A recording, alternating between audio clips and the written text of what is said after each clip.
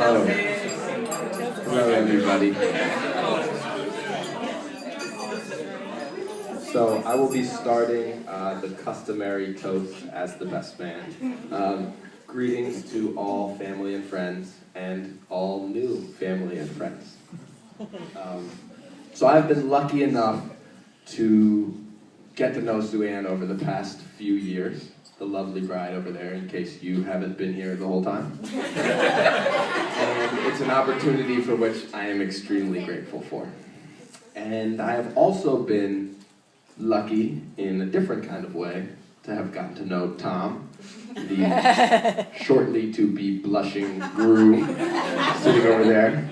I didn't really have a choice. He's my dad. But he was always there, which is a pretty wonderful trait, and not to be underrated in a father. So, although I now know Sueann in my own ways, and I know her as the kind, patient, thoughtful, easygoing soul that she is, my first real exposure to her was based pretty much solely on the descriptions and opinions of one blushing Tom Permutt, my father. So before I describe what exactly his initial description was, I think it's only fair to give some background on Tom, so that you can understand my dad the same way that I did, since many of you may be less familiar with him than I. My father is logical and practical. He is not prone to Hallmark card life expressions of emotion, to impulsive romantic gestures or thoughts, to the usage of frivolous or poetic language when it comes to love or anything else. An example related to the newlyweds. I don't know if you noticed, but if you look closely at their rings, Sueann's is full of diamonds. When my dad called me to tell me about the rings and the purchase of the rings, he was very excited about Sueann's. He said, "It's very pretty and shiny and cool." However, he was less excited than he was about his own ring. And this is how he described his ring. "It's metal." Isn't that cool? It's made out of metal. It's the same kind that they use in drill bits. It's nice metal, but it's metal. Hallmark, he is not. So, now that you understand, when I first asked my dad about Sueann, he didn't tell me that his heart fluttered whenever he was around her, or that he was so filled up with adoration that he felt as though he couldn't breathe every time he locked eyes with her. That wouldn't make sense if you know my dad. Here's how it went. "So what's up with Sueann, Dad?" "She's really, really, remarkably not annoying." She might be the least annoying person I've ever met. Whoa. To me, this was serious. He's blushing. A ringing endorsement. While I hoped that he would find more creative and flattering ways of expressing his affection to her, I also suspected that his affection was rather deep and would continue to grow. I mean, this is the man who thinks birthdays and society's obsessions with round numbers are silly. 97 is just as cool a number as 100.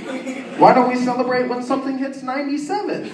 It's just as rare, it's just as unique. And there's no difference between being 22 and 364 days and 23. They're the same. And of course, don't touch me when you're sick. Okay, yeah, I love you. But don't touch me.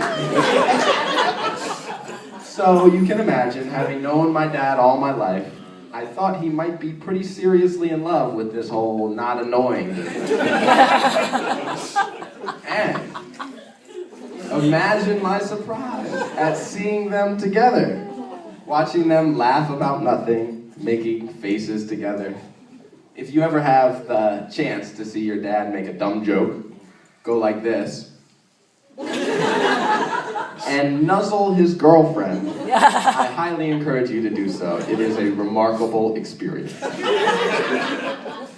So now he was smitten in words, remarkably not annoying, and in actions. Dad would proudly tell other people that MJ, our lovely maid of honor, called him and Sueann mushy. I think he enjoyed telling other people about this because it was a little bit out of character. So here we are today at what seems like a normal progression for two people who love each other. And though my father is generally a very consistent person, I have noticed some changes in his daily life since the introduction of Sueann. Some wonderful new things. Sueann has brought kisses and nuzzling into the Permutt household at higher rates than ever previously observed. The percentage of laundry that gets folded has also skyrocketed. There is Game of Thrones. Somehow I don't think my dad would be watching without her, although he loves it. And ham dinners and cuddling on the couch. Sometimes when we go out to eat, we order desserts and drinks, even though it doesn't make economical sense. Just because it's fun. There is travel, cruises, and weekend stays, and country hopping, which has a little to do with Sueann's work, and a lot to do with his willingness to go anywhere with her. And there is laughter, lots and lots of laughter. Laughter about things that I don't even understand. Laughter about things that I do understand, but just aren't that funny.